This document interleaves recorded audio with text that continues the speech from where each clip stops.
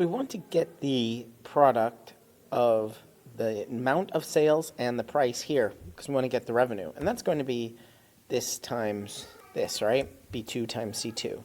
And we could copy paste this all the way down, but let me show you how to use array formula to do this very simply. We do equals array formula, and it's a very long formula, but it allows us to do B2 colon B6 times C2 colon C6. And what this is doing is changing the format from a single cell to an array. That's why it's called array formula. It's changing the formula from a single product to the product of each of these.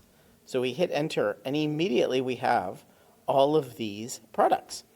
That is 140 times 45. And if we insert a row below here, look, it's already here. The formula is going to show up. So maybe we say Tuesday B, and we go 100, and we sold them for 40 there. That is a pretty awesome way to do something pretty simple, but in a very simple way, right? Array formula. You're watching Better Sheets here on YouTube. Make sure you check out this video or this video and subscribe right now to get more tips, tricks, how-tos, get more out of your Google Sheets than you ever have before.